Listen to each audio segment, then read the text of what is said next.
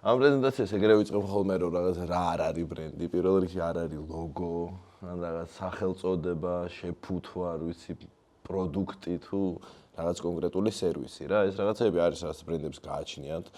რა თქმა უნდა, სერვისების, პროდუქტების, სახელების, ლოგოების, ეს რაღაცა გამომხატველი ისინი არის რა, რაღაც ამ აისბერგის ტიპს რაც ეძახიან, ზემოდან რაც ჩანს რა, თუმცა იმის ქვემოთ რაღაც ბევრი რაღაცეები ხდება და წარმატებული ბრენდები რეალურად ძალიან ბევრ შრომობენ იმისთვის, რომ იქ ზემოთ კარგად რაც ჩანს, ისე ჩანდეს, როგორც ჩაფიქრებული აქვს და ეს რაღაცა სტრატეგიული შინაარსი არის ხოლმე ჩადებული უმეტესობა ბრენდებში და ჩვენც როგორც ბრენდინგ სააგენტოს ზუსტად მაგაზე ვმუშაობთ რა, რომ სტრატეგიულ ბრენდინგ სააგენტოს მაგიტო ეძახით, რომ რეალურად ჩვენ კლიენტებს რაღაცა მხოლოდ სახელწოდებაზე რომ მოვიდნენ ან მხოლოდ დიზაინზე რომ მოვიდნენ, ფიზიკურად არ მოსახურებით რა, იმიტომ რომ თუ ვაკეთებთ ბრენდინგის ან რებრენდინგის პროექტს, ყოველთვის სრულფასოვანი პროექტი არის რა, რომელიც პირველ რიგში იწყება სტრატეგიიდან და ამ სტრატეგიაზე დაფუძნებით ხდება მე რეალურად იმ იდენტობის ელემენტების შექმნა, სახელი თუ სლოგანი თუ ლოგო თუ მე რაღაც საკომუნიკაციო სტრატეგია და გეგმები რაც ხდება რეალურ ცხოვრებაში მაგების დაგეგმვა, თუმცა რაღაცა სტრატეგიაზე დაყრდნობით რა. ერთ რამდენიმე განმარტება მაქვს წამოღებული, ესე ვთქვათ. პირველი განმარტება, რომელიც ძალიან მოუწონს, არის რომ ბრენდი არ არის, რასაც შენ ამბობ, ბრენდი არის, რაც სხვები ამბობენ შენზე. მე მგონი თქვენ ამბობდით მაგას, ხო, რომ აი ვიღაცები რო რაღაცა კარგს ან ცუდს ამბობენ რა, კარგი და სასურველია რომ კარგი თქვან რა თქმა უნდა, მაგრამ ის კარგიც და აი ხარისხიანიც რაღაც ზოგადი მცნებაა ხო საბოლოო ჯამში რა. ყოველთვის სასურველი არის რომ ისეთი სტრატეგია გქონდეს და ისეთი განვითარების გზა გქონდეს ჩვენი ბრენდისთვის, რომ უბრალოდ კარგია, ჯიგრები არიან, მაგრები არიან, კი არ იყოს უფრო რაღაც კონკრეტულად, რომ აი რაღაც როგორი ბრენდი არის, ხო? იმიტომ რომ რაღაცა წარმატებული ბრენდები შეგვიძლია აი როგორც მართლა რომელიღაც თქვა აი ადამიანივით არის რა და აი მართლა ადამიანივით შეგვიძლია დავახასიათოთ, ხო? ხო, ანუ რაღაც კარგი კი არა, რაღაც ესეთი კონკრეტულად ამ მიმართულებით კარგი. რაღაც ლამბობენ უკვე კარგი, ხო? ხო, კი, თუ არაფერს არ ამბობენ, მაგ ჯობია ცუდი თქვა, მე მგონი. ნუ კომუნიკაციის ნაწილში განსაკუთრებით ეგრე არის. მეორე არის რომ ბრენდი არის აღქმების ერთობლიობა ჩვენი ორგანიზაციის შესახებ რა. ანუ იგულისხმება რომ აღქმების ერთობლიობაში რაც გულისხმობთ რომ სხვადასხვა ადამიანებს როცა რაღაცა საერთო აღქმა აქვს და ამ ადამიანების რაღაც საშუალო შეწონილი აღქმა ძალებში რომ წარმოვიდგინოთ და ისევ და ისევ ძლიერი ბრენდები ახერხებენ იმას რომ სხვადასხვა ადამიანებში რაღაცა ერთნაირი ან მიმსგავსებული აღქმა არსებობდეს ჩვენი ორგანიზაციის შესახებ. რა თქმა უნდა, სხვადასხვაში არ გულისხმობ, რომ მაინც და მაინც ყველა სამიზნე ჯგუფს უმეტესობა ბრენდებს აქვს და უნდა გქონდეთ თავისი დავიწროვებული სეგმენტი, ვიღაცებს ძალიან ვიწრო აქვს და რაღაც ნიშური არის, ვიღაცებს უფრო ფართო, მაგრამ საბოლოო ჯამში რაღაცა ყველასთვის ვერასდროს ვერ არის და არც ერთ ბრენდი არ არის, რომელიც რაღაცა ყველასთვის შეიძლება იყოს რა. ესე იგი ეს თქვით ხო რომ ბრენდი არის აღქმების ერთობლიობა ჩვენი ორგანიზაციის შესახებ რა. ერთი სიტყვით აგერ თქვენ თქვით და მეც დაგეთანხმეთ რომ არის რეპუტაცია რა, აი სახელი რა, სახელი როგორც სახელწოდება კი არა, აი სახელი რა, აი როგორი კაციაო და აი ესეთი კაციაო ვიღაცაზე რო იტყვია, აი მაგ თვალსაზრისით სახელი რა, რეპუტაცია საბოლოო ჯამში, რომელიც ეს რეპუტაცია ვის არის რა ქვია, ძალიან ერთი კალათაში გროვდება, მაგრამ გროვდება სხვადასხვა შეხების წერტილებით, ხო? საბოლოო ჯამში იმ ლოგოთიც ლოგოსაც რო დაინახავ, სახელსაც რო გაიგებ, სლოგანსაც რო გაიგებ, კამპანიასაც რო გაიგებ, ფილიალში რომ მიხვალ, კარგი სერვისი თუ როგორი სერვისიც დაგხვდება, როგორი ფილიალი დაგხვდება, არ ვიცი და როგორი დაცვა დაგხვდება, რამდენად სწრაფად მოგენ ყველაფერი რა, მოკლედ ნებისმიერ touchpoint-ში საბოლოო ჯამში თან რაღაც ისეთ რეალობაში ცხოვრობს, სადაც მომხმარებელი აი მაქსიმუმ ისტორიულად ყველაზე გატუტუცებული და პრეტენზიული მომხმარებელი არის, ხო? მართლა ანუ რეალურად ეგეც იმის იქიდან მოდის, რომ იმდენად მძაფრი არის კონკურენცია ყველა კატეგორიაში, რომ საბოლოო ჯამში ყველა ბრენდი ცდილობს, რომ რაღაცა შენზე მაქსიმალურად მორგებული და იდეალური იყოს და ეს მომხმარებელს აქნას გატუტუსდა რა. შესაბამისად მოთხოვნებიც მაღალი აქვს და შესაბამისად ეს რეპუტაცია და სახელი გროვდება ყველა შეხების წერტილში რა. მაგიტომ რეალურად როდესაც ვლაპარაკობთ ბრენდინგზე და მარკეტინგზე, საბოლოო ჯამში არ ვლაპარაკობთ რეკლამაზე რა. რა თქმა უნდა, რეკლამა და კომუნიკაციები გადამწყვეტ როლს თამაშობს თქვენთ ბრენდის განვითარებაში, თუმცა სინამდვილეში ეს რეპუტაციის შენება კომპანიებისთვის ხდება ყველანაირ შეხების წერტილში. და აი ბრენდის სტრატეგიაზე, როდესაც ვფიქრობთ, მაგიტომ რომ ერთი არის ბრენდის სტრატეგია და მეორე არის საკომუნიკაციო სტრატეგია, რომელიც განსხვავებული რაღაცა. ბრენდის სტრატეგია პასუხობს ვინ ვარ საერთოდ რა, რას წარმოვადგენ, რა როლი მაქვს მომხმარებლის ცხოვრებაში და რაღაცა რა ღირებულებებს ვატარებ რა საბოლოო ჯამში და ეს ბრენდის სტრატეგია, ბრენდის პლატფორმის გამოხატული საბოლოო ჯამში არის ამ ბრენდებისთვის ყველა გადაწყვეტილების მიღებას პლატფორმა არის რა, ანუ მათ შორის რაღაც ბრენდინგზე თუ ლაპარაკობ, როგორი რა სახელი უნდა ერქვა, რა სლოგანი ქონდეს, რა ლოგო, მაგრამ აი ისიც რომ რა სერვისი დაამატოს, რა ახალი პროდუქტი, როგორი სერვისი ქონდეს და როგორი ფილიალი და როგორი ინტერიერი ქონდეს, ხო? ანუ საბოლოო ჯამში ეს ყველა შეხების წერტილი ამ რაღაცა ბრენდის სტრატეგიიდან გამომდინარე რომ ხდებოდეს და ხო, საბოლოო ჯამში რაღაცნაირ რეპუტაციას აგროვებენ რა ეს ბრენდები.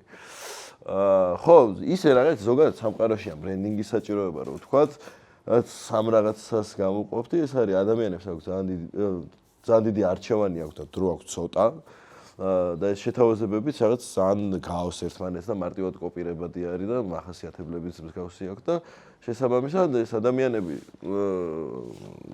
რაღაცნაირად გადაწყვეტილებებს ხშირ შემთხვევაში ნდობის საფუძველზე ღებულობენ და სწორედ ამ ნდობის შექმნა და შენი რეპუტაციით დაიმსახურო ნდობა მომხმარებლისგან, ეგაა რაღაცა მთელი გამოწვევა ბრენდების ცხოვრებაში. რა თან რაღაც ეგრე მაგას შეიძლება ვამბობ ხოლმე, რომ ბრენდინგი, აი რაღაც ჩვენ სერვისს ბრენდინგი კი ქვია, მაგრამ სინამდვილეში ეგ რაღაც ბრენდინგის პროექტი არის რა.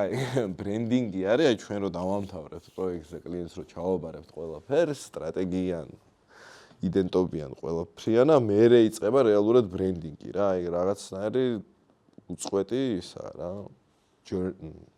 journey არის, მოგზაურობა არის ხო რა. და ხო, და მერე ამ რაღაცა პროცესში მიყვები, ხო? აი ხა რაღაცა ძალიან ბანალური კითხვა რო დავსვათ, როგორ შევქნა ძლიერი ბრენდი და ბანალურივე პასუხები რო შემოგთავაზოთ. ორი მთავარი რაღა გამოწვევა არის ბრენდის შექმნისას და ბრენდის მართვას. პირველი და ყველაზე მთავარი არის გამორჩეულობა, რომ მოვიფიქროთ ჩვენ ბრენდს რა. გამორჩეულობა, რავი, რისთვის გჭირდება? რომ ბაზარზე ბევრი იდენტური პროდუქტია. ხო. თავი რო დავაწყოთ. ძალიან მარტივი ისა რა, არითმეტიკა არის რა. ანუ ძალიან ბევრი პროდუქტი არის, განმასხვავებელი თუ არა, დახთან რო დადგება ლუდის დახთან რო დადგება და 50 ლუდი რაღაცა კრიტერიუმით შენ რო აგარჩიონ რა. პირველ რიგში გამორჩეულობა უნდა გქონდეს და ნუ რა თქმა უნდა ეს გამორჩეულობა რაღაც შინაარსს უნდა ატარებდეს და ვიღაცისთვის რაღაცით გამორჩეული და რაღაცით საინტერესო უნდა იყოს, ხო? და მეორე და არანაკლებ მნიშვნელოვანი არის თანმიმდევრულობა რა. როგორ მიყვარს და როგორი პრობლემებია? ხო, მაგისთვის გჭირდება ბრენდის სტრატეგია. რო იყოს თანმიმდევრულობა. ანუ ბრენდის სტრატეგია სინამდვილეში, ხო, თანმიმდევრულობა რა არის, ხო? ანუ იმისთვის რომ აი ამ რაღაცა journey-ზე რომელსაც ბრენდის ცხოვრება ქვია, თანმიმდევრულად მივყვეთ და ვაშენოთ ბრენდი ყველა touch point-ში, ანუ ფილიალში შენთან ტიპი რო რაღაც Facebook-ზე რეკლამას რო ნახავს, რო რაღაც რა შთაბეჭდილებასაც უხეშად რო თქო დატოვებს, რაღაც იგივე შთაბეჭდილება რო დატოვოს შენ ფილიალში რო შემოვა ტიპი და შენ თანამშრომელს რო დაელაპარაკი, მან შენ პროდუქტს რო მოიხმარს, ანუ საბოლოო ჯამში და ეგ იყოს რაღაც წლების განმავლობაში რო ვითარდებოდეს, ხო? აი რავი, ყველა წარმატებული ბრენდის საიდუმლო ალბათ ეგ არის, რომ თანმიმდევრულად აშენებდნენ ამ ბრენდებს, ხო? აი რატო არის ეს თანმიმდევრულობა ძალიან მნიშვნელოვანი ამბავი რა ამ ბრენდის შენებაში. ნუ ერთი არის რომ ის რაღაც გამორჩეულობა რაც გაქვს ჩაფიქრებული, იმას მეთოდურად მიყვები და აგურზე ადებ და საბოლოო ჯამში რაღაცა იმ ჩანაფიქრთან ახლოს მიდიხარ რა და წარმატებულ ბრენდებს ეგ გზა აქვს ყველას გავლილი რა. ხო და აი როგორი რაღაცა არის, იცი, დღევანდელ რეალობაში ბრენდინგის ჭრილში ეს ბრენდის სტრატეგიაზე რომ მუშაობთ ან რაღაცა ბრენდს რომ მართავთ რა, ალბათ ერთ-ერთი მთავარი ესეთი გამოწვევა რაც არის კიდე რაც ხარ მიხსენები არის რომ რაღაცნაირად ეს ბრენდები, ანუ ბრენდი რა არის, ხო რა კომპანია საბოლოო ჯამში, ხო რაღაც ორგანიზაცია, რომელიც რაღაცა საქმიანობს, ყიდის ან რაღაცა სხვა საქმიანობს. ძალიან მნიშვნელოვანი არის, რომ რაღაცნაირად ადამიანური თვისებები შევძინოთ რა. აი როგორც ადამიანი ეგრე დაახასიათა. ხო, აი ეხლა აი არ ვიცი, რამე მაგალითი მოვყავ. BMW-ს მაგალითი მოვყავ. აი როგორი ბრენდია BMW? რაღაც აი წამოძახებთ რო თქვა უცებ. სტრაფი. კიდე? ახალგაზრდული. კიდე როგორი ბრენდია BMW? სიძლიერესთან. ტრიპაჩი. კიდე? დახვეწილი. უსაფრთხო არის, აი ძალიან უსაფრთხო. არანა, უსაფრთხოზე რა მანქანა გახსოვს? ხო, აი კამპანია ქანა. ხო, აი ისე თქმა მინდოდა, ხო, საბოლოო ჯამში აი ხა BMW-ს აქ ეგეთი საინტერესო ისტორია, რაღაც ძალიან ბევრი წლის წინ BMW რა ვერტფრენის ძრავებს აწარმოებდნენ თავის დროს რაღაც ეგეც და სადაც 50-60 წლის წინ ეგეთი ლეგენდასავით ისტორია არსებობს, რომ საკომუნიკაციო სარეკლამო სააგენტოსთან მივიდნენ, რომ მოკლედ ესეო რაღაცა მანქანების წარმოებაში შევდივართო და ამათ მე რო კითხეს რომ აი თქვენო რა არისო თქვენი ძლიერი მხარეო და მოკლედ რაღაც ბევრი ფიქრის შედეგად მივიდნენ იქამდე რომ აგარ რაღაც ვერტფრენის რაღაც უბედურებების ძრავებს ვაწარმოებდითო და მოკლედ ძლიერი ძრავების კეთება არის ჩვენი სიძლიერეო რა და მან შეთანხმდა მოდი BMW იყოს ზღვაური სწრაფი აი ეგ რაც ითქვა ეგ რაც ახლა წამოძახებთ კიდე ყველა თან ხვდებით ხო რაღაც გერმანიაში წარმოება რა ეგეთი რაღაც ითქვა რაღაც მაქსიმალურად ეგეთი მისა აქ ბრენდის მოტო აქვს BMW-ს ultimate driving experience რა ანუ აი მთლიანად ამ ტარების გამოცდილებაზე და რაღაცა და მე საბოლოო ჯამში ეს ბრენდი წლების განმავლობაში მათ შორის პროდუქტის დონეზეც ხო აი რაღაც BMW-ს მანქანების ვიზუალურად რაღაც ისეთი აგრესიული ესეთი ტიპი არის ხო აი რაღაც BMW-ს მახასიათებელი აქვს ადრე კიდე უფრო ქონდა რაც ძალიან მომწონს აი თვითონ ეს რა ქვია სალონი მოტრიალებული არის მძღოლისკენ არის. აი ყველაფერი რაღაც მძღოლზე მორგებული არის თითქოს და ამ სიმძლავრეზე და სისწრაფეზე და რაღაც სარეკლამო კომუნიკაციებიც ეგეთი ქონდათ სულ. ხო, ანუ საბოლოო რაღაც წლების განმავლობაში არის ეს ბრენდი და იმიტომ თან ხვდებით ეხა საკმაოდ შორს BMW-ს საწარმოოსგან. ადამიანები რაღაც მსგავსი წარმოდგენა გვაქვს რა, აი ზუსტად მაგას ვამბობდი რომ რაღაც აღქმების ერთობლიობა ხალხში როცა მსგავსი არის ეგა ძლიერი ბრენდი რა და თან ხო რა მაგას წლებია მუშაობა და ეგეთი იყოს. Volvo მუშაობს safety-ზე კი ბატონო გეთახმები მაგაში. ხო და ხო რაღაც გადაუხვია. იმის თქმა მინდოდა ერთი მნიშვნელოვანი ის რომ აი ბრენდისთვის ადამიანური თვისებების შეძენა არის ძალიან მნიშვნელოვანი. და ხშირად რაღაც ბრენდებზე როცა ვლაპარაკობთ, აი რავი შეგვიძლია ვთქვათ, დავახასიათოთ როგორც ჩვენი მეგობარი რა, ჩვენ მეგობარს ხო ახასიათებთ, რომ აი რა ვიცი, ღიარული არიან, რაღაცა მაგის თავარი ღირებულება, შეიძლება ვთქვათ, რა თავისუფლება, ხო, სიტყვაზე ვიძახი, ან რაღაცა სალაპარაკო, როგორი ენით ლაპარაკობს, ხო, აი რაღაცა სოლიდურად ლაპარაკობს თუ რაღაცა ხო, ვამბობთ ასევე რომ შეიცვალა, მაგრამ მაინც მიყვარს. ხო. კი, ეგ ვარიანტი ეს არის. ხო, არა, იმის საბოლოოდ იმის თქმა მინდა რომ აი ალბათ საუკეთესო ვარიანტი, ну, თუ პოზიტიურ ჭრილში ახასიათებენ შენ ორგანიზაციას, როგორც ადამიანზე რო დაახასიათებენ, ეგრე თუ ახასიათებენ, ეგ ძალიან დიდი მიღწევა არის უკვე თავისთავად. ჩვენს რაღაც ბრენდინგის პროცესში სულ მაგაზე ვფიქრობთ და თვითონ ეს ბრენდის სტრატეგიას რასაც ვახსენებ, აი მაგისგან შედგება რაღაც გაადამიანურება არის, ადამიანური თვისებების და მახასიათებლების მიკერება თუ ჩაფიქრებას გავს ეს ბრენდინგის პროექტი, რომ რაღაცნაირად ჩავიფიქროთ, როგორი ბრენდი გვინდა გქონდეს 10 წლის მერე რა და აი ადამიანური თვისება და მარტივი ის არის, რა ქვია, ლოგიკა დგას მაგის უკან, რატო ვაკეთებთ მაგას, იმიტომ რომ ადამიანები ადამიანებს უფრო ენდობიან ვიდრე რაღაც კომპანიებს რა, ორგანიზაციებს რა. შესაბამისად, შენ ორგანიზაციას ადამიანური თვისებები თუ შევძინეთ, უფრო ისე რა ქვია ახლო ხდება შენთვის და ნდობაც მეტი გაქვს, ხო? ხო, კიდე ბრენდის სტრატეგიაზე რაც შეიძლება ითქვას, რაღაცა სულ ამ ჭრილში ვაზროვნებთ ხოლმე, რომ მოკლედ რაღაცა სამი ჭეშმარიტება არსებობს, რა არის პროდუქტის ჭეშმარიტება, მომხმარებლის ჭეშმარიტება და კულტურული ჭეშმარიტება, რა და ამ სამი რაღაცის გადაკვეთაზე უნდა იყოს ჩვენი ბრენდის სტრატეგია გაშლილი, ესე ვთქვათ. პროდუქტის ჭეშმარიტება არის ჩვენი პროდუქტი რა არის, რა მახასიათებლები აქვს, რა სარგებელი მოაქვს, რა ვიცი, რა თვისებები აქვს. ერთი წრე ეგ არის, მეორე არის მომხმარებლის ჭეშმარიტება, ანუ ვინ არის მომხმარებელი და რა, პრინციპში ეს ძალიან მნიშვნელოვანი ნაწილია რომ კარგად ვიცოდეთ ზუსტად ვინ არის ჩვენი მომხმარებელი, რაში უჭირდებით ჩვენ ან ჩვენი კონკურენტები ან ჩვენი ინდუსტრია, როგორ ცხოვრობენ, რა უყვართ, რა აშინებთ, რითი ერთობიან, რაზე ეცინებათ, რაზე სევდიანდებიან და ასე შემდეგ რა. ანუ მეორე არის მომხმარებლის ჭეშმარიტება და კულტურული ჭეშმარიტება არის რეალურად ეს გარემო, სოციოკულტურული გარემო, სადაც ეს ბრენდი ოპერირებს, ხო? რომ რა ხდება რა, აი ზოგადი კონტექსტი რა არის, რა. ვიღაცები ხორისხორს არ ჭამენ, ხო? რაღაც იგივე მარტივი რაღაციდან დაწყებული, რაღაც პოლიტიკური შეხედულებების გათვალისწინებაც ხდება და რაღაც კულტურულად რაღაცა როგორი გარემო არის. იმიტომ რომ საბოლოო ჯამში ხო ეგ ძალიან მნიშვნელოვანია რომ მაგის გათვალისწინება მოხდეს ბრენდინგის პროცესში.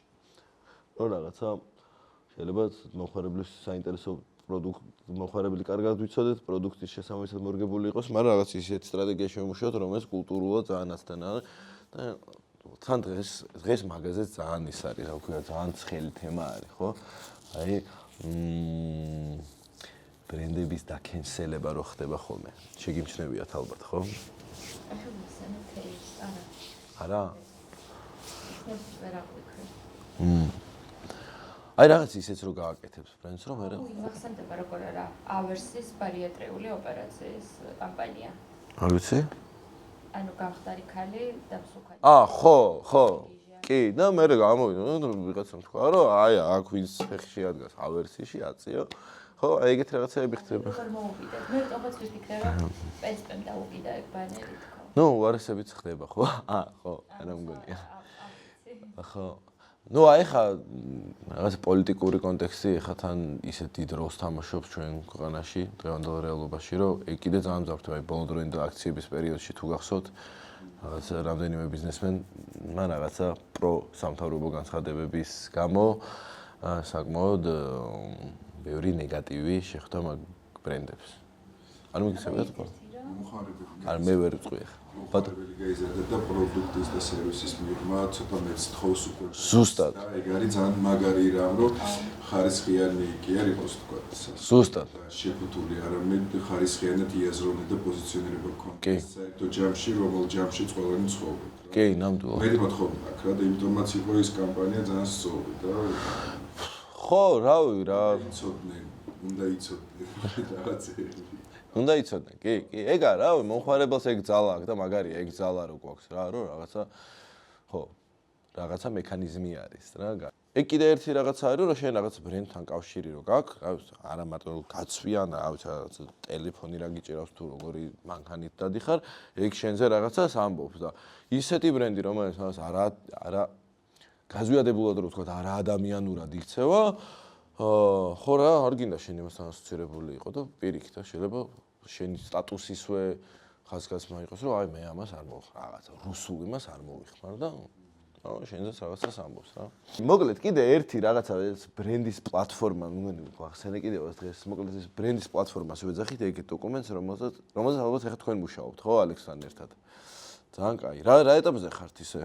აი სახელზე მოგვიწია დიდი კავათი. აჰა, სტრატეგია დაასრულეთ?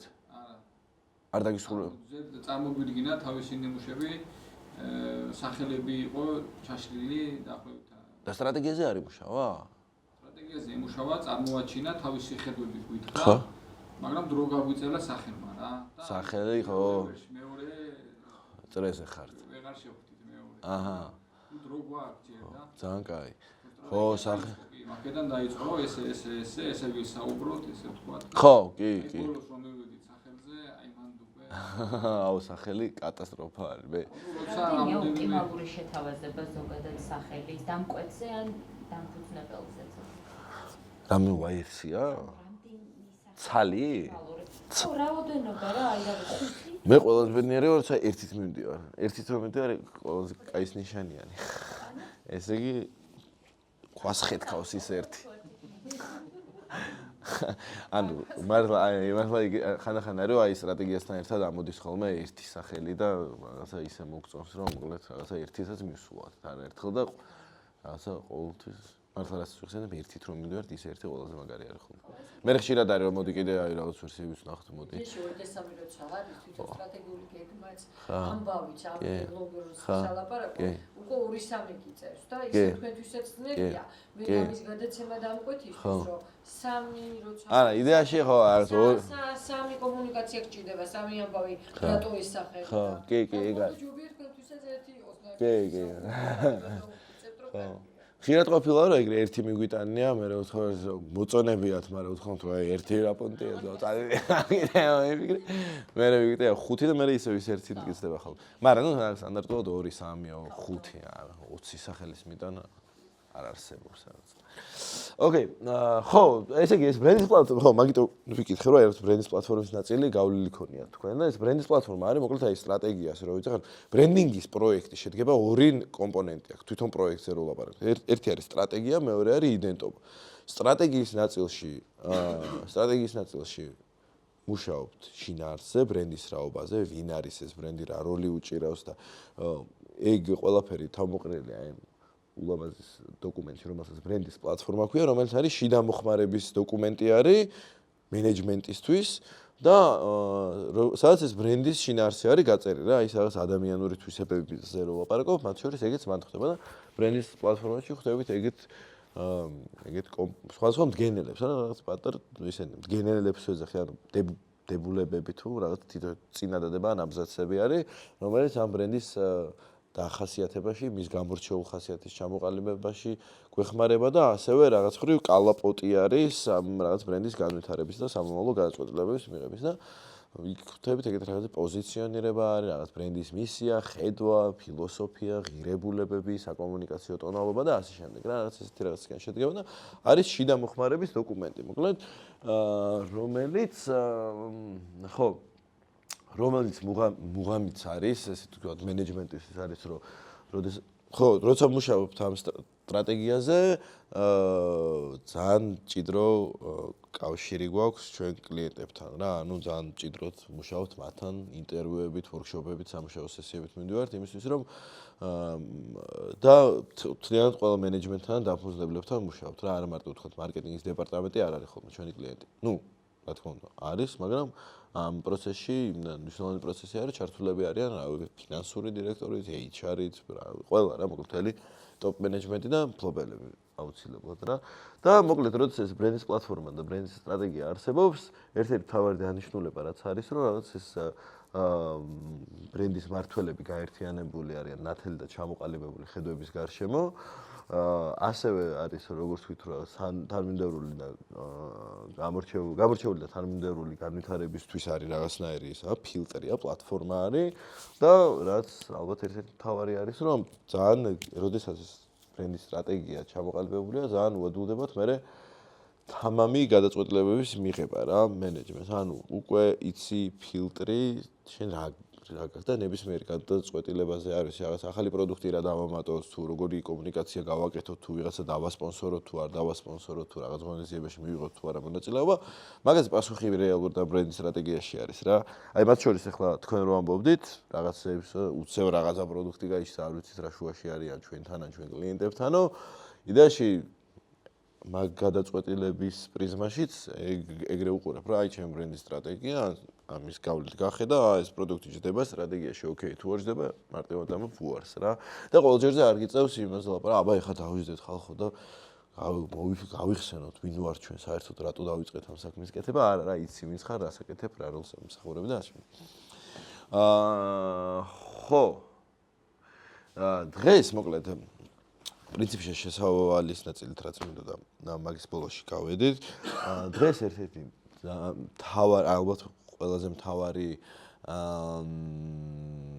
მდგენელი ბრენდის სტრატეგიაში რაც არის ეს არის ბრენდის პოზიციონირება რა ანუ რა ასე სიტყვა გვეუბნება რაღაცა რა პოზიცია გვინდა დავიკავოთ მომხმარებლის თავში რა რაღაცა როგორ აი ის რაღაც ერთი რეპუტაცია თუ ის ერთი რაღაცა როგორი იყოს რა და ну რა თქმა უნდა ეს მდგენელები ბევრი არის და სამწუხაროდ დღევანდელი ფორმატი არ გვაძლევს საშუალებას სრულად გავერთ მაგრამ დღეს რაც მინდა რომ ვიმუშაოთ ეგ არის ბრენდის პოზიციონირება. ცოტა მოდი ჟურნალზეც მოვყვები რა, რომ აი ხა რეალურად რაღაც თეორიულად რაც ვილაპარაკე, ეგ პრაქტიკაში როგორ მოხდა ჩვენ შემთხვევაში თან, რადგან მე თვითონ დაფუძნებელი ვარ, შიდა პროცესები ზუსტად ვიცი რა და როგორ ხდებოდა და რა გზა გაიარა ამ ბრენდმა რა. ხო, ალბათ, ხო. კი, ხო, აი, ხო, მე მგონი თქვენთვისაც უფრო ისე ახლო იქნება ეს ინფორმაცია.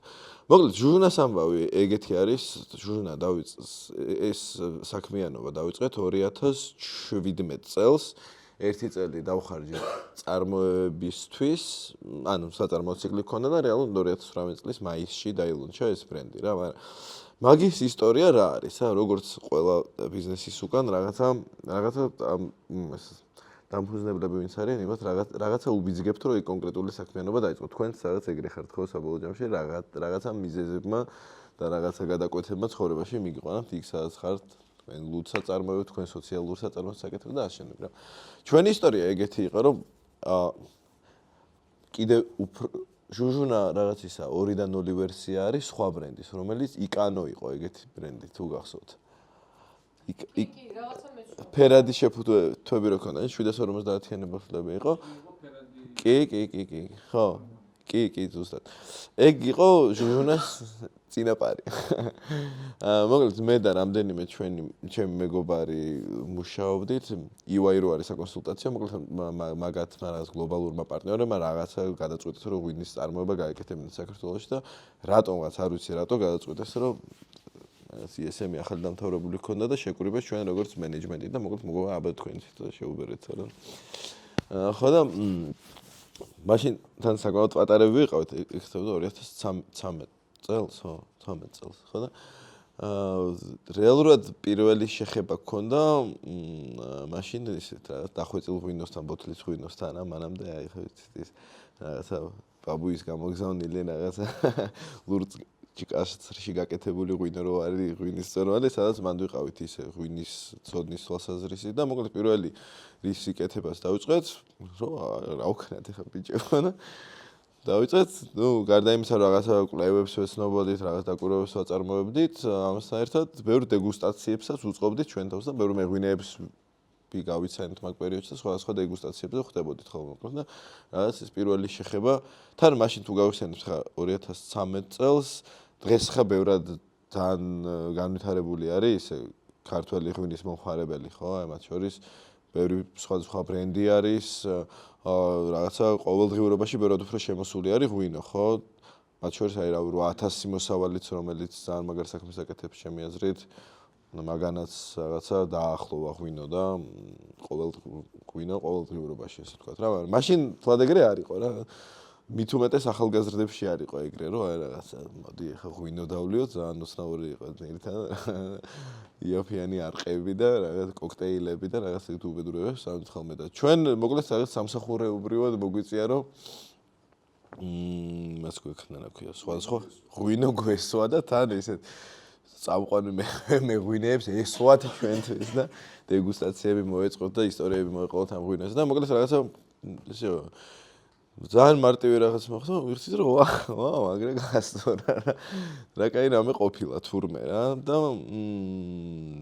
ჩვენთვის რაღაც მენეჯმენტს წარმოვადგენთ მაგრამ როგორც რაღაც ადამიანებისთვის და მომხმარებლებისთვის ძალიან დიდი სიახლე და საინტერესო გამოცდილება იყო და ისე მაგიტომ მოვყევი რომ მაშინ ეგეთი აქტუალური არისო რომ წამოერთი ბოთლი ღვინო დავლე ან ვიღაცასთან რომ ადიხარ საჩუქრად ღვინო აგეტანა აი ვფიქრებდი მე ღვინით რო ასულიყავი 2013 წელს ჩემ მეგობართან ძალიან გაუკვირდება რა იგრამ გადამაწყვეტია დღეს ახლა ეგ რეალობა არა საბედნიერო და ძალიან კაი ამბავია მოკლედ ეგეთი ის იყო რომ მაგრამ რომ გაასწორა თქვით რომ მოდი ახლა რაღაცნაირად ეს ჩვენ რა გამოცდილებას მივიღეთ რაღაცნაირად ისეთი ბრენდი შევქნათ რომელიც რაღაცნაირად ამ გამოცდილებას ხვებსაც აზიარებს და რაღაც პრინციპში მეტნაკლებად ახალგაზრდები ქონდა მაშინ რადგან ჩვენც ახალგაზრდები ვიყავით მოკლედ ჩვენ რაც გაგვისწორდა მოდი რაღაცნაირად ისე ვქნათ რომ ხვებსაც ეს გავუსწორდეთ რა და დავიწყეთ მაგაზე ფიქრი როგორ შეგვექნა ისეთი ბრენდი რომელიც აი ამ ბარიერს რომელიც მაშინ ნახდათ შეიძლება ითქვას რომ ბარიერს წარმოადგენდა ისე რაღაც ბოთლის ღვინო და ახალგაზრდები ძალიან ბევრი ბარიერი ქონდა მოკლედ რა, ესენ ბევრ ალკოჰოლს სვამდნენ, ნახდათ, მაგრამ ღვინოს საერთოდ არ სვამდნენ. არა და ღვინის სამშობლო ვარ და მართლა მაგაზე მაგარი რაღაცა, არ ვიცი, ბევრი არ გვაქვს რა, როგორც ქვეყანას, ნახდათ ეგრე მჯერა, ხო და მაშინ შევქმნით ეს იკანო, რომელშიც მოკლედ მაქსიმალური სიმარტივე გვინდოდა რომ შემოგვეტანა რა, ეგ იყო რაღაც მთავარი იდეა, რომ რადგან ეს ბევრი ბარიერებია და რაღაცნაირად ეს ადამიანები ვინც სამიზნედ ყავდა ამოღებული რეალურად ამ ბარიერების გამო რაღაცნაირად ხო რა უფრთხილდნენ რა ჯიშია წარმომავლობა როგორაა დაყენებული ისეთია რა მილიონი მახასიათებელი აქვს ხო ღვინოს რომ რაღაც ხრი თითქოს ღვინოს უსვამ უნდა ერკვეოდე და ნუ აი მაგ დეტალებში თუ არ ერკვევი მოკლედ გირჩევენ მარტივი გზაა რომ თქვა რომ აი მე ღვინო არ მე კონიაკი ვისკი Red Bull vodka. ხო და მაშინ ვეცადეთ ეგეთ რაღაცას რომ მაქსიმალურად, აი ყველაზე მაქსიმალურად გაგვემარტივებინა, მაქსიმალურად მოგვეხსნა ეს ბარიერები და რაღაც ეგეთი პროდუქტი გავაკეთეთ რომ 4 ძირითადი, ну, მაშინ ეგეთი იდეა ქონდა რომ ეს 4 ძირითადი სახეობები რაც product design, ანუ ეგ იყო რაღაც ბრენდის ფილოსოფია თუ რაც გამოწვევა რა, ბრენდის იდეა რომ მოდი ეს ბარიერები ისეთი ბრენდი შევქმნათ რომელიც ამ ბარიერებს დაანგრევს და შესაბამისად უფრო დაახლოებს ღვინოს და ახალგაზრდებს ერთმანეთთან და შესაბამისად აი მაგ რაღაც ბრენდის იდეას მოვარგეთ მე პროდუქტის დიზაინით და რას გულისხმობ რომ ეს ტრადიციულად ღვინის მწარმოებლები ძალიან ბევრნაირ სახეობას აკეთებენ ხო რა 10 15 20 სახეობა შეიძლება ქონდეს ერთ ღვინის მწარმოებელს ჩვენ ეგეთი რაღაც ვთქვით რომ მოდი 4 ძირითადი სახეობა რაც არის ისენი ვაწარმოოთ და აი მარტივად ვისაც რა მოეწონება, აი 4-დან ქონდეს ასარჩევი რა, აი ღვინის მწარმოებლებს ხებს ვაქვს რა 7-ნაირი წითელი მშრალი ღვინო, ჩვენ ქონდეს 1 წითელი მშრალი ღვინო. მოკლედ საბოლოო ჯამში ეგეთი პროდუქტის დიზაინამდე მივედით, რამაც აი მაგას ვამბობ რა, სტრატეგია კარნახობს, პროდუქტის დიზაინსაც სტრატეგია კარნახობს, შეფუთვასაც, კომუნიკაციას და აი მაგეებში მინდა ჩავშალო. ხო, ეგეთი რაღაც ვთქვით, რომ მოდი ქონდეს სულ 4 სახეობა. ეს 4 სახეობა იყო 2 წითელი, 2 თეთრი, წითელი ღვინო, თეთრი ღვინო არსებობდა, არის მშრალი ღვინო და ნუ მოტკბო დაუძახოთ რა, რომ ბატონო? ბევრი სახეობა გვაქვს. კი, რა თქმა უნდა, კი. ხო, ეგეც გაგვიმარტო. ხო. კი, ნამდვილ. აი სხვათა შორის ეგ ბატონო? ბოდიში მრავალფეროვანი შეთავაზება რაღაც იხლართება რა. იცი როგორ არის? ეხლა რო ვიხსენებ, ეხლაც რაღაც დონეზე ეგრე არის, მაშინ კიდე უფრო ეგრე იყო, რომ აი რაც უფრო მრავალფეროვანი არჩევანი გაქვს, მით უფრო მაგარი ტიპი ხარ. თეორიულად. ხო. აი პრაქტიკულად ფოკუსირებულად აი 5 სახეობის ერთი და იგივე პროდუქტიდან პირობითად 4-ს როცა ვუშვებ გარკვეულ კამპანიაში, უფრო ნაკლებად ამართლებს, ვიდრე 1-ს. აჰა. აი და გადაწყვეტილების მიღების დროს, კაცო ის ფერიც იყოს, ის ფერიც იყოს, ხო. და ფოკუსირებულად როცა ვუშვებ. კი, ზუსტად. ხო და აი ეგ იყო რა, ბრენდის შინაარსი მაგას კარნახობდა, რომ ამ შემთხვევაში მრავალფეროვნება, კაი პონტი არის.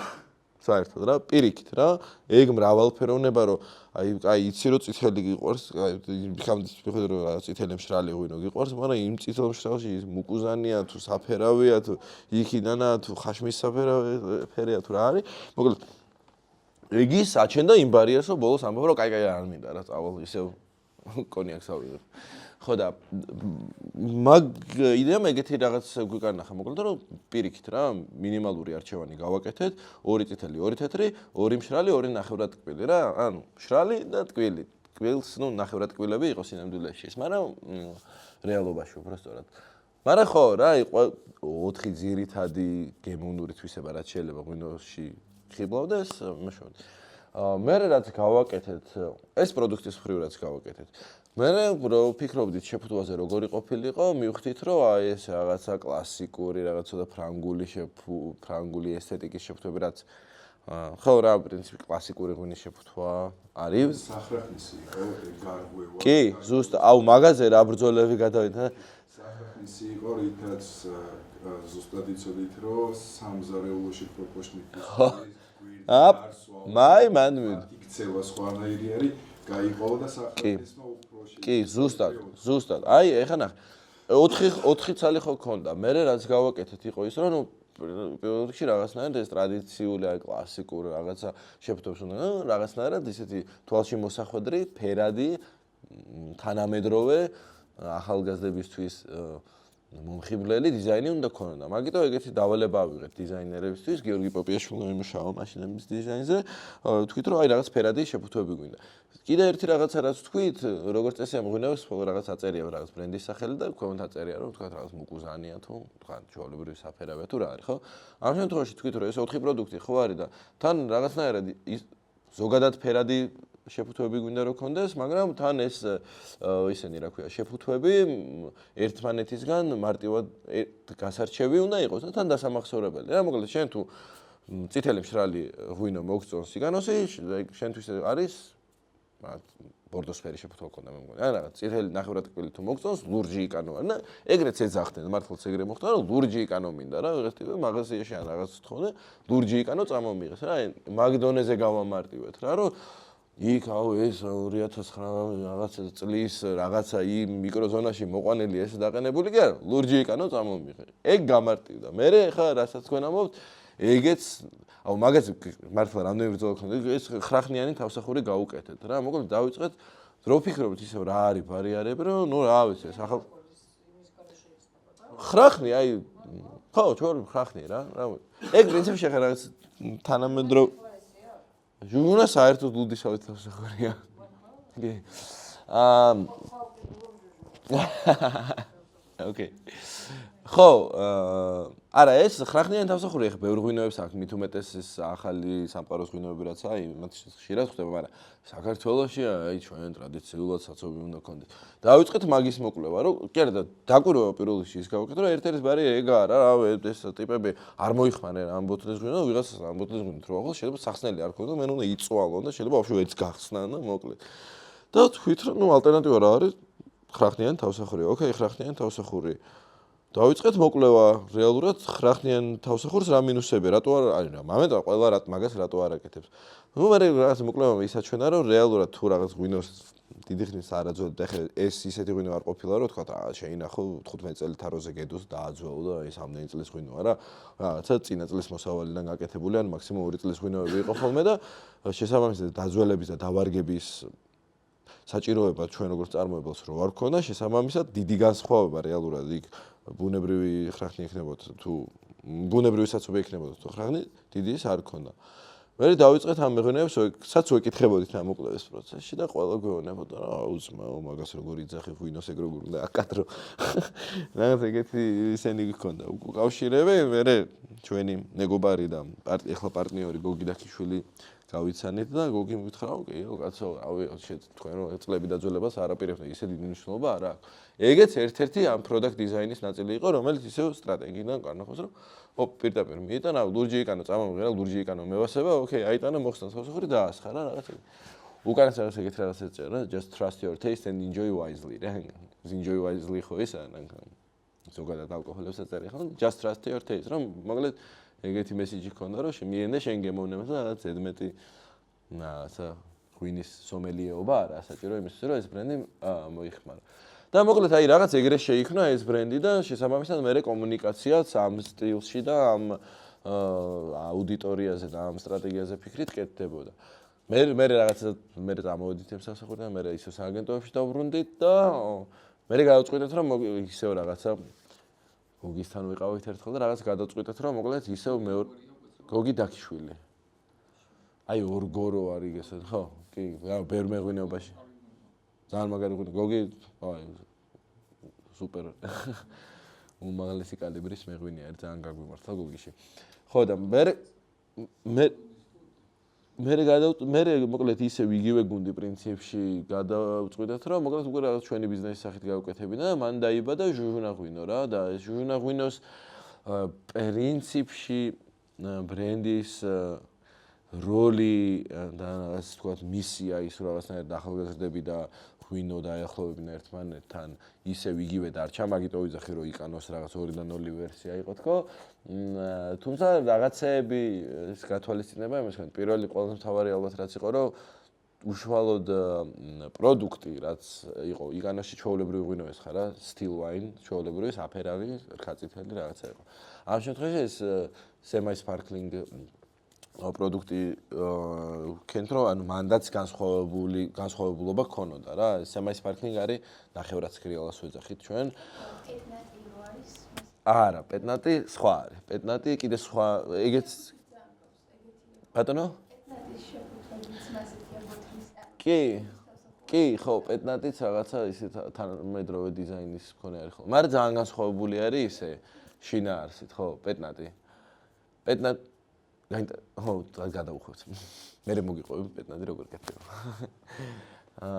პეტნატი პირველივე ფაქტობრივად მაჭარი არის ბოთლში ჩასხმული და იქ ასრულებს დუღილს და მაქედან აქვს ზემოთ. ეს მეორადი დუღილის განღებულობს რა, როგორც ვთქვათ, პროსეკოები და შამპანიურები.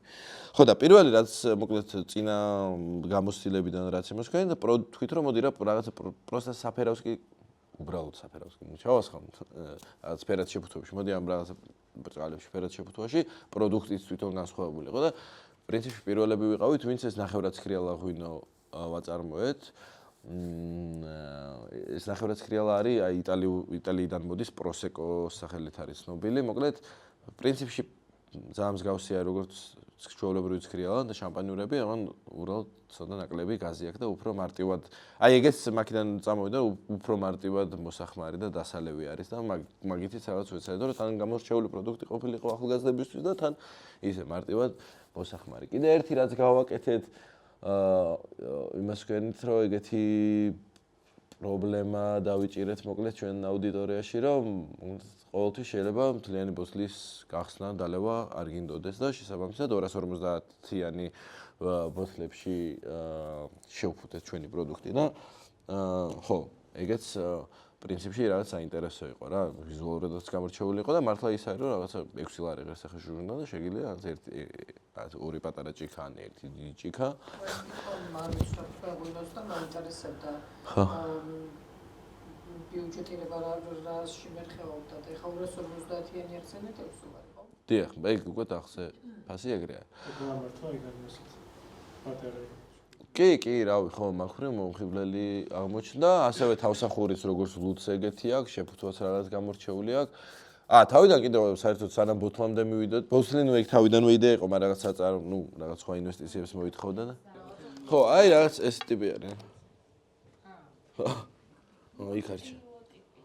ხო, კოქტეილებშიც აქტიურად გამოიყენება და რაღაც ხო, მოკლედ ის თქმა მინდოდა რა, რომ რაღაცა აქაც კიდე სახელწოდებაზე რომ მივიდა მე ეს საქმე, რადგან საკმაოდ გამორჩეულ ბრენდს ვქნიდით და პროდუქტიც გამორჩეულობაში ხელს გვიწყობდა და კატეგორიაც პროდუქტის ახალი იყო, ანუ ეს ნახევრად ცქრიალა და არა ვთქვათ ბოლომდე ცქრიალა, სტანდარტულად ცქრიალა რო იყო, ვფიქრობდით რომ ხო, სხვადასხვა ქვეყნებში ეძახიან სხვადასხვა სახელებს რა, რაღაცა fizzy wines ეძახიან, pearl wines ეძახიან, შპრიცერს ეძახიან, მსგავსი კატეგორია. ანუ იდეაში იტალიიდან მოდის და როგორც შამპანიურს სხვაგან ვერ ეძახი, აქაც იტალიელებმა დაბრენდეს ესე ვთქვათ. რაღაც კონკრეტულ რეგიონში ნაწარმოები ნახევრად ცქრიალა ღვინოს ეძახიან პროსეკოს რა, როგორც შამპანიური არის, მაგრამ სხვადასხვა ქვეყნებში მსგავს პროდუქტს რო აწარმოებენ, რაღაც სახელს არ ქონდა, fizzy wine, შპრიცერი, რაღაცა. ჩვენც რაღაცა გვინდოდა, რადგან პირველები ვიყავით, რაღაცნაირად კატეგორიის სახელი შეგვქნა და რაღაცებს ფიქრობდი რა სულ სხავი ღვინო და რაღაცები იყო ვერსიები და მე ერთ-ერთი ვერსია ამოვიდა ჟუჟუნა ღვინო და რაღაცა სინამდვილეში ეს ბრენდის სახელზე კი არ ვფიქრობდით აი რაღაცა ბრენდი და ქვემოთ რო აწერია ხოლმე რა კატეგორია არის მაგის ძიებაში ვიყავი და მე ეს ჟუჟუნა ღვინო ისე მოგვიწონა თან ჩაჟუჟუნება რო არის და ჟუჟუნა წვიმა რო არის რაღაცა ჟუჟუნა თვალები რო არის ნახინო მივხვდი რომ კაი სახელი. მაგაზეც მე ძალიან გვაკრიტიკებდნენ. თან სარეკლამო სააგენტოები ჩვენ გარშემო იყვნენ რამდენიმე სააგენტო ერთად ვიჭერთ მაშინ და აუ რა ის ჟუჟუნა უგიჟები ხო არ ხართო ეგო ისეთი სახელი არისო რომ იდეაში ეხლა რაც ვნახეთ თქვენს და რაც გაგვიზიარეთ ამ ფერების დინამიკა, სახელი, ბოთლის ეხლა მართლა კოქტეილების ბოთლს გავს ლუც თუნდაც კი. რაც ეს ყველაფერი ამ ჯენზებზე მორგებულია. ნუ მაშინ მილენიალები ვიყავით ახალგაზრდები. არატრადიციული ზონის არა, კი, ცალსახად, კი. რაღაცა უფრო ისეთია რა, რომ ამას როსო. ნამდვილად, კი, ზუსტად მაგას ახლა მე აი ერთ-ერთი ყველაზე ძალიან რაც გვიხარო და რა თქმა უნდა, ალბათ მაგ სეგმენტზე ქონდათ, თორე ხა რა თქმა უნდა. მე რო სტუმრად ცხადია. ხა სადმე და ალბათ კიდე კი. 5 წლის მერე 10 და 20 დიახ. ვიცი ხო? ალბათ ხო არა ვიტან სადღაც უახშამზე თქვენ გვინდა. რა არა არც გვაქვს პრეტენზია. არ შეგვექნებოდეს უკვე ბუნებრივია, კი. ხო. სიტუაცია გამომდინარე რაღაცა. ჩავლობრივობათში არ გაქვს. არა, ხოლმე ამ ზომაში. და არ არის დიდი. ესე იგი თქვენ ახალგაზრდებს ვიყვნით თქვენი ლამაზი შეფერილობა. კი, ეგრე გამოდის. არა, არ მისალმო შუგია ბუნოდა. არა, რავი, ერთ-ერთი რაღაცა პირველად ეს ბრენდი დაიბადა იგი სადაც ახასიათო ადგილას 4GB-ს ფესტივალი რო არის აგურამოში, ელექტრონული მუსიკის დიდი ფესტივალი არის, სადაც მან თქონა დაბადების დღე და ყოველწელს მოგცემ ხდებოდა. არ ვიცი, ტონა ნახევარი ღვინო გავყიდეთ ელექტრონული მუსიკის ფესტივალზე რა. ძალიან ბევრი არის, მართლა ბევრი არის. ანუ ტონა ნახევარი ელექტრონული მუსიკის ფესტივალზე ღვინის სამშობლოში რო იყიდება ღვინო და არა ტონა ნახევარი Red Bull ვოდკა ძალიან ისეთი საამაყო და გავს ხო არაფერი არის ხო? არა როგორ ვაჩვო არა რასა თლად ეგრე ძლიერა და წაარა არა ჩვენთვის პატარა ბარი ქონდა და იქიდან მოხდა ეს ხო და ეგ რაღაც აი ჟურნალის ფილოსოფიაში კიდე ეგ ყოველთვის გვედო რომ აი ცოტა ხნის თქვი რომ მოკლედ ძალიან გვეამაყება ის რომ ღვინის სამშობლო ვართ რა და რეალურად ისე გლობალურად ძალიან საამაყო ამბავი არის მაგრამ ღვინის სამშობლო რო ხარ საბოლოო ჯამში ვიღაც ტიპი ჩამოვა ღვინის სამშობლოში მოკლედ ყველაზე მაგარი იქნება რომ ღვინის ჭიქით ხელში ადამიანები დახვდნენ რა მაგის მართლა გჯერა და მაგიტო ეგრე უყურებთ რომ ყველა აი რაცაც ახლა თქვენ ამოვიდეთ ყველა ესე ვთქვათ კონკურენტები დაუძახოთ სხვა ეს მეღვინეობები სხვა ჟანრის არსებობენ ხო იქ ვიღაცა პეტნაც აკეთებს ვიღაცას ოჯახური მეღვინეობა აქვს ვიღაცას გიგანტური ქარხანა აქვს ვიღაცას საშუალო ზომის წარმოება აქვს ისეთი ასეთი და სხვა მხარეებში და ეს და მთელი მუღამი ეგ არის რომ ღვინის სამშობლოობა რაღაც ხრივ აი იქ 8000 წლის წინ კი ძალიან მაგარია რომ ვიღაცა გენიოსმა ღვინო აწარმოა საქართველოში რის გამოც ღვინის სამშობლოდ, მაგრამ დღევანდელ რეალობაშიც რო გამოიხატებოდეს რა და სინამდვილეში ყველას იმ დიდი ბადაგონიდან დაწყებული რომელიც გიგანტური მწარმოებელია და რავი მთელ მსოფლიოში თქვა ქართული ღვინის დისტრიბუციას ახდენს თუ მცირე პატარა მარანი რომელიც ახდენს ბიო მევენახეობას და მეღვინეობას აწვება და კიდე სხვადასხვა ჟანრის მეწარმეები ვინც არიან საბოლოო ჯამში ესენი ქმნიან მრავალფეროვნებას და ჩვენს გვინდოდა რომ ჩვენ ჩვენებური ვერსია გაგვეკეთებინა რა რაღაცა ახალგაზრდული დაუძახოთ თუ რაღაცნაირი დაუძახოთ მაგრამ ჩვენებური და კიდე განსხვავებული რა და ის რომ საბოლოო ჯამში შეიძლება არ ვიცებ რაღაც დაბადების დღეზე ბადაგონი იყოს სიტყვაზე ვიძახი სადღაცა რაღაც ვიღაცა მცირე მეწარმის რაღაც ექსკლუზიური ღვინით ახვიდეთ ვახშამზე ის და მეორე მხრივ რაღაცა ელექტრონული მუსიკის ფესტივალზე ტონა ნახევარი ღვინოს რო ისმევა ან რაღაცა კი ბატონო, ხო პიკნიკზეც რო ნახავს, ვიღაცა რო ჩამოვა და ნახავს, რო პიკნიკზეც ვამბობ, ფაბრიკაში რო შევა და ღვინის კოქტეილიც რო დახვდება და რაღაც ქვევრის ღვინოს რო დახვდება. ის და საბოლოო ჯამში ეგ იქნება ჩემი აზრით მართლა ის რაღაცა ყველაზე მაგარი მომენტი, როცა ღვინის სამშობლოში თავარი სასმელი ღვინო არის და რაღაცა ამ კულტურის ნაწილია სხვადასხვა სიტუაციებში რა. რაღაც ეგეთი ფილოსოფია გვამოძრავებდა და კიდე ერთი აი ისევ ამ სტრატეგიიდან გამომდინარე რასაც სულ ვაკეთებდით რაც თავარი ამბავი იყო აი ვცდილობდით რომ აი ძალიან საწყის ეტაპზე მახსოვს ერთი ორჯერ მქონდა ეგეთი ზარი რაღაცა ნაცნობად ამერიკა თქვენო დასავლეთ საქართველოში ოფისი გაქვთ. დასავლეთ საქართველოში ოფისი ისე ძლივს გვაქვს თბილისში. ანუ უბრალოდ რაღაც ისე დავსდევდით მართლა ჩვენ სამიზნე აუდიტორიას რომ რაღაცებს მართლა აი როგორ რაღაცებს ვცდილობთ? აი ვიღაცის დაბადების დღეზე ჩვენი მაგას მობილური ბარები ქონდა, იქ მივდიოდით, აი რაღაცა იმ ფესტივალზე, ამ ფესტივალზე, მე ფაბრიკაში რომ, მე რაღაცა ბარში რომ, მე რაღაცა კლუბში რომ წავა, ზუსტად რო ვიცით, რომ ეს ჩვენი აუდიტორია სად დადის. ზუსტად იმ ადგილებში ვცდილობთ, რომ ყოფილიყო. სინამდვილეში ესე რაოდენობრივად თუნდაც სხვა წარმოებულს რო შევადარეთ, ბევრად პატარა მოცვა გქონდა, მაგრამ იმ აუდიტორიისთვის ისეთი შეგრძნება გქონდა, რომ ვაუ, სადაც მივიდი ვიღაცის დაბადების დღეს სახში ავიდა, მე ფესტივალზე წავიდა, ფესტივალიდან მეორე დღეს ბარში მოვიდა და ვა, ესენი ხო. ძალიან კარგია ყველგან რო არიანო, ხო? როგორ ხო, მაგრამ სინამდვილეში ჩვენ ყველგან ვიყავით, სადაც ისინი იყვნენ რა და ეგეც ძალიან მნიშვნელოვანი არის, რომ გვესმოდეს ჩვენი მომხმარებელი ვინ არის, აი რომ ამბობდი რომ რაღაცა, მაგრამ ვინ არის, რას წარმოადგენს, სად ადის, სად ერთობას არის რაღაცა, როგორი ცხოვრების წესი აქვს და ზუსტად იმ ადგილებში სწორ დროს და სწორი ფორმით დავხვდეთ და ეგ აი რავი, თავიდან თან მით უმეტეს ძალიან პატარა გუნდი ყავდა საწყის ეტაპზე და ფაქტიურად აი რაღაც სოციალურ ქსელებში აი თითქმის არ ვაკეთებდით კომუნიკაციას რა. და აი ამით რომ რაღაცა ამ ადგილებში სწორ დროს სწორ ადგილას ყოფილიყავით, ეგ იყო მთავარი გამოწვევა. და კიდე ერთი რასაც გამოყოფდი არის, რომ აი ამ საწყის ეტაპზე როცა არის ბრენდი რა, მოკლედ ძალიან მნიშვნელოვანი არის და აი რაღაცა სტარტაპებთანაც მიწევს ხოლმე ხშირად მუშაობა, რაღაცა პროგრამა გვაქვს სტარტაპებისთვის და ძალიან მნიშვნელოვანი არის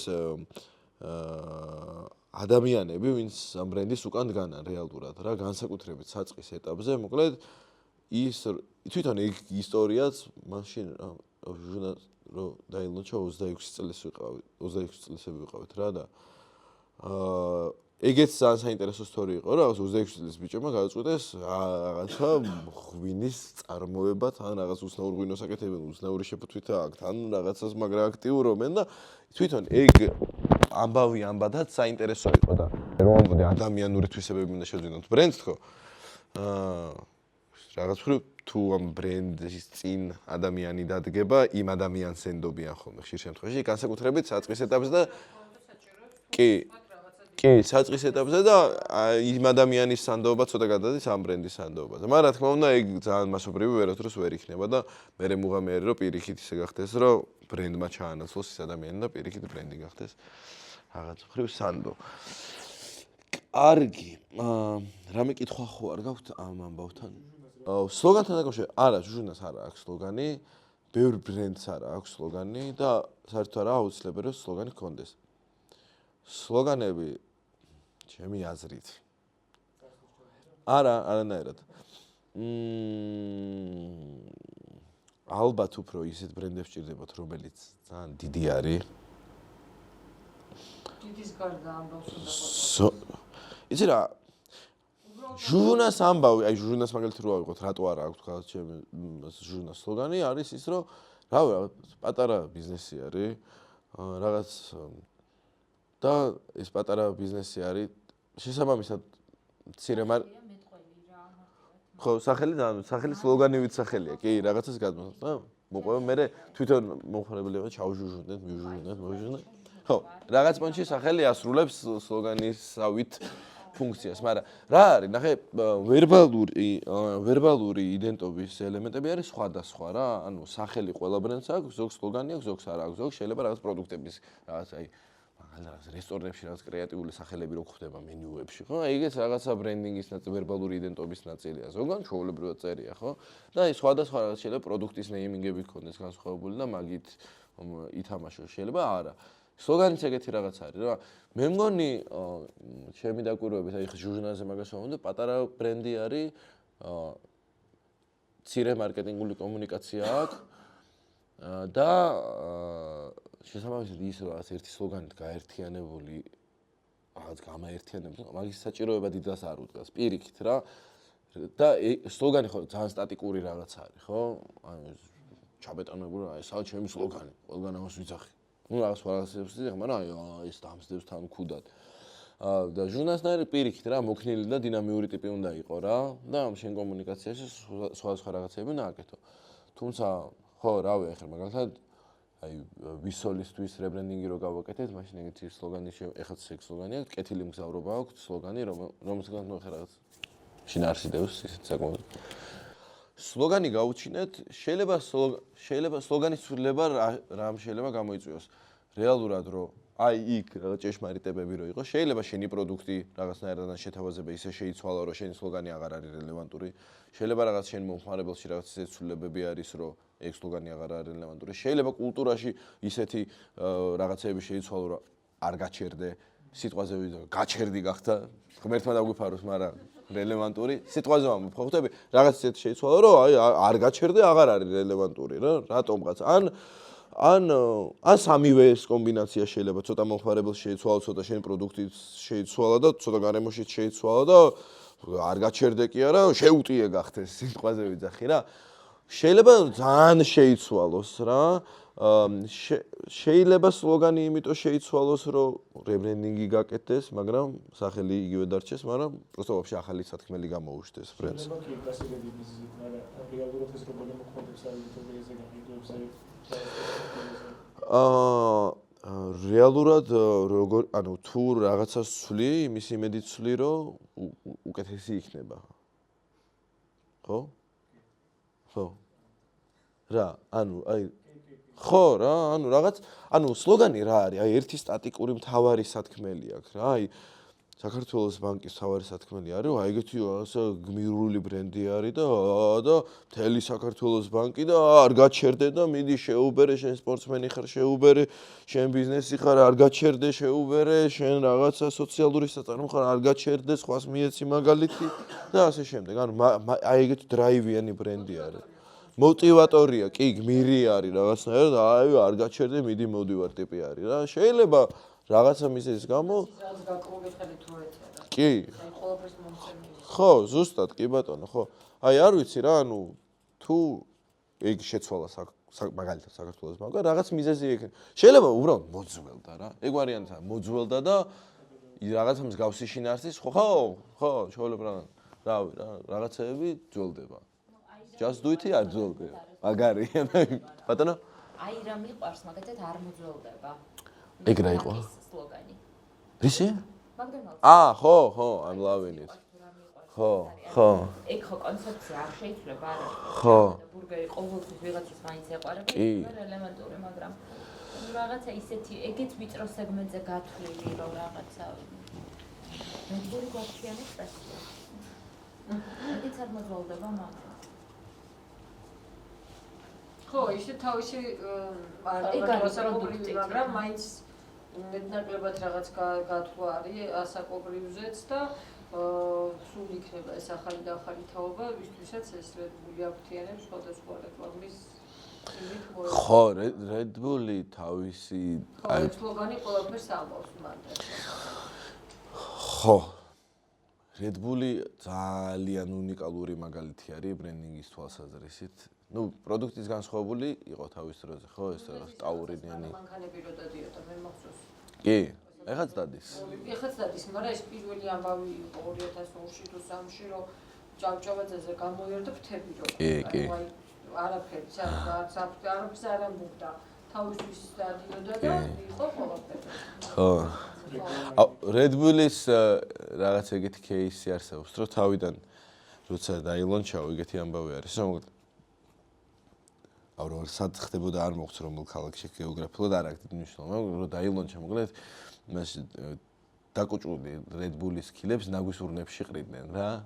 ეგ იყო მარკეტინგის გზა, რომ აი ნაგვის ურნებში რაღაცა უცებ გამოჩნდა რაღაცა ქილა მიკუჭული ბევრი რა. ანუ ბევრი თუ ნაგავში ყრია, ვიღაცები სვამენ. აი ეს მანქანებიც რაღაც საწყის ეტაპზე რაღაც დაქრა. ვესტი თუ არ ვწდები. დადიოდნენ ეს ტელეკუცების ტიპები ჩაცმული. მუცელზე ეკრანივით რო ქონდა. კი. რაღაცა კითხავს უკასუკა. შარდაზე დადიოდნენ და ესე იძლეოდნენ რომ ეს ერთიდან თუ შენც ეგ გქონდა მაშინ სამტრებელს ჩუქნიან, აი მაშინ იყო ზუსტად ეს რა ქონდა ახლა იმ ამბავს, რატო იყო ეკრანში ეს მუცელში რატო ქონდა რაღაც გმირს, ეს ფილტრში ქონდა გამჭვირვალე. რაც ამას ხედავდი რა, როგორ დაილექა იქ რაღაც ეს ნიკოტინის ამბავი, რომ ეს ფილტრი რა როგორ კარგად გიცავს, რაც აღარ ზავით ქონდა. და ამის ფონდად პროტოტიპი შექმნილი, რომელიც დადიოდა და ამას არეკლამებდა. ნუ ძალიან დიდი ფული თავის დროზე მანდ ჩაიდო და გაკეთდა რატო არ განვითარდა და ის არ ვიცი, მაგრამ ესეთი ბმა მაგალითად, რომ Red Bull-ი აფრთიანებს და მანქანაფრთებით მოვიდა, რომ უცბად გვეუბნებოდა, იქ არ იყო ამის ბმა. მიუხედავად იმისა, რომ ეს რაღაც გამჭვირვალე ქონდა ვითომ. კი, ხო. ნუ ესეთი არასწორი გათვლებიც საბოლოო ჯამში ძალიან დიდ ფინანსურ დახარგამდე და კრახამდე. კი, ცხადია, კი. რო არ მოხდეს მან როგორ რა რო არ მოხდეს? ეს რო არ მოხდეს როგორ მიგივა. სტრატეგია. ხო, რა თქმა უნდა. ჩამოყალიბებული სტრატეგია. გვესმოდეს ჩვენი ბრენდის შინაარსი. აი Red Bull-ის, აი Red Bull-მა ნახეთ, რა საინტერესო დასაკვირვებელი ამბავი არის Red Bull-ი, ხო? ნუ, ნახეთ, უნიკალური სასმელი იყო, რა ტაურინი, კოფეინი თუ როგორც არის კომბინაცია, რომელიც რაღაც ენერგიის მომცემი არის. რა პრინციპში ყავა, რა ჩემთვის ხომ ეგრევე ყავას დავლებთ თუ Red Bull-ს, რაღაცა პატარა ენერგიის ბუსტს მაძლევს რა. თუმცა Red Bull-მა საბოლოო ჯამში ის გააკეთა, რომ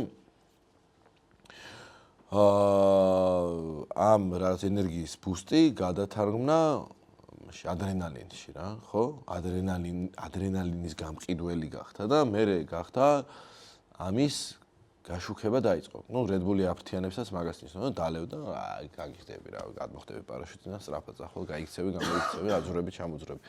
მაგრამ რეალურად რაც გააკეთა, ძალიან საინტერესო საკომუნიკაციო პლატფორმა შექმნა, რაც არის აი რაღაცა გიჟობების კეთება, მოკლედ, რომ ეს ისეთ ენერგიას გაძლევს, რომ მართლა გაფრთიანებს რა და გიჟობების კეთება. დაიწყო ამ ტიპის სარეკლამო კონტენტის კეთება, მაგრამ იმ დონეზე გახურდა ეს ბრენდი მაგ თვალსაზრისით, რომ დღეს Red Bull Media არის, მე მგონი Red Bull-ზე მეტი შემოსავალის მქონე ორგანიზაცია რა. თვითონ აი შეარდატოვეს სათამბჯენი და რა ვინმე არ გადმოეგდო, თან ჩაეგდო, თან თვითფრინავი არ დაესვა, თან სტრატოსფეროდან ხალხს ისვრიან და რა ვიცი, რა ფორმულა 1-ის, რა ვიცი, ბოლო 3 წელია ფორმულა 1 Red Bull-ი იუგებს Ferraris და McLaren-ს და Mercedes, რა ვიცი. ანუ მაგდონეზე. იცი როგორ რაღაცა, იმდენად ძლიერი სტრატეგია და საინტერესო სტრატეგია იყო თვითონ პროდუქტი, რა ვიცი, შეიძლება ეგეთი რაღაც ხრივ ეგეთი სტრატეგია ქონოდა, რომელიმე ყავის ბრენდს სიტყვაზე ვამბობ რა, მაგრამ ნუ ეს თვითონ ახლა პროდუქტი ნახეთ განსხვავებულია, მაგრამ ამ რაღაცა ყავის მაგვარ ეფექტს ისე ჩააჭირეს და ამ ადრენალინ და ექსტრემალურ გამოცდილებებს ისე დააკავშირეს, რომელიც თავიდან მართლა სარეკლამო ავია ჟუჟუნასთვის გართობა როგორცაა თემა, იმათთვის იყო რომ Red Bull-ისთვის რაღაც ადრენალინი და ექსტრემი იყო თემა და რაღაც ამის გარშემო დაიწყეს კონტენტის, სარეკლამო კონტენტის კეთება, მაგრამ ეგ თვითონ ისე განვითარდა და დაიხვეწა და რაღაც საფნე მივიდა, რომ ცალკე ბიზნესი გახდა, რომელიც თვითონ სასმელის გაყიდვაზე დიდი არის მართლა და რავი Red Bull-ის ფილმები, სნოუბორდისტებზე და რა ვიცი, რაზე არა მართლა უკვე რაღაც ცალკე სანახაობა გახდა და მართლა ხო რა მართლა ფორმულა 1 მართლა 3 წელია ფორმულა 1-ის გამარჯვებული არის Red Bull-ი რა. ანუ რაღაცა იმ დონეზე ჩააჭირეს მაგ სტრატეგიას, რომ მოკლედ თვითმყოფადი კი არა და ცალკე დიდი ბიზნესი. კი. ხო, კი, ზუსტად რა. და ამ გზაზე ალბათ არავის არ უფიქრია, რომ მოდი ეხლა Red Bull-ი ჯანმრთელობას ხო არ მივაწვეთ ან რაღაც ეგეც, ხო ხტები? ანუ თანმიმდევრულად თქვენს აბა დავაი, ენერგიის ბუსტს იძლევა ჩვენი პროდუქტი, რაღაც ადრენალინის შეგრძნება ხალხს ჭირდება და მოდი რაღაცნაირად ეს ორი ერთმანეთთან დავაკავშიროთ და ეს იყოს ჩვენი რაღაც კომუნიკაციის ბრენდ სტრატეგიაზე მუშაობთ, მაგრამ ყველაზე პირველ ტოპ მენეჯმენტი რა თქმა უნდა, ყველაზე მთავარი არის დამფუძნებლები და აი სულ ვიდეო და სულში უფათურებთ ხელებს, რომ გავიგოთ, აი საერთოდ რატო დაიწყო ეს ბიზნესი, რაღაცა ხო. ეგეც და აი საერთოდ ვაფშე რატო გადაწყვიტა, რომ რაღაცა დუდი ეწარმოებინა, რატო გადაწყვიტა, რომ სოციალური წარდგა. აი რატო რა და მე მაგ სიღრმეებში არის იმდენში, რომ შენ მე როგორც რაღაც ბრენდინგ სააგენტო, რაც არ უნდა აი მომხმარებლისთვის და პროდუქტიდან გამომდინარე თუ კულტურიდან გამომდინარე სწორი სტრატეგია შევთავაზო და მაგარი ესეთ ბრენდ თუ გააკეთებ, მაგარი ბრენდი იქნება და რელევანტური ბრენდი იქნება ამ ბაზრისთვის და მოთხოვნადი იქნება ესეთი ტიპის ბრენდი. რა დონეზეც ეგ არ უნდა გავაკეთო, თუ დამფუძნებლის ღირებულებებს, მისწრაფებებს და რაღაცა ამბიციებს თან არ მოდის ეგ თანხმდრაში არა. ეწყვის რომ მაგარია, კი, ალბათ ხალხს გაუსწორდა და აი ეს გადადებს, შემოაგდებს თაროზე და მაინც თავისას მიუყვება რა, მაგიტო ეგ რაღაც ბაზართან რელევანტურობასთან დამფუძნებელი და მენეჯმენტი ვინ არის, მაგათი თანხმდრაზე რო იყოს სტრატეგია, ეგეც დიდი გამოწვევა არის ხოლმე ჩვენ საქმეში რა, როგორც სააგენტოს. ხო, რა თქმა უნდა. ანუ წლის გაწერილი სტრატეგია შეიძლება მეექვსე წლის კრიზისში შევიდეს მაღაზიებს, ლუდის ბარებს, კაფეებს. პირველი სუპერმარკეტი საქართველოში ჩემიც იყო რაღაც გაერთიანებაში ბიზნესმენების რო გაიხსნა ციცინათელები იყო მაღაზიები გადმოცილი იყო და სულ ხუმრობდით და მაღაზია საერთოდ ჩემი ძმის სახელი ამო. პირველი სუპერმარკეტი. რა თქვა? ამო, ამირანიდაში. სულ ფიქრობ რომ ახლა კუპონი იყო ის უბრალოდ მახსოვს. ბაცები ეწერა და ამო და თელმათფილისმა იცოდა რომ 5 დეკემბერზე არის ამო სუპერმარკეტი სადაც არის საბითუმო რაღაცა და ამოში მივდივარ აი და დღეს ვფიქრობ რომ სად ვიყავი თქო ამო იმუნიტი ბრენდი არა ამო რა ხო კარგი კაფეა ამო ეხლა მე მეუბნებით რომ ამო რამე არის კაი გავიდეთ ბოლოში ძალიან დიდი მადლობა მეგობრებო ძალიან საინტერესო იყო ჩვენთვის კონტენტ შეხვედრა და რაღაცა მეც საინტერესო ინსაიტებით და დაკვირვებებით ბრუნდები სახში ასე რომ უღრმესი მადლობა იმედია ჩემგანაც რაღაცა ელემენტარული საინტერესოების იყო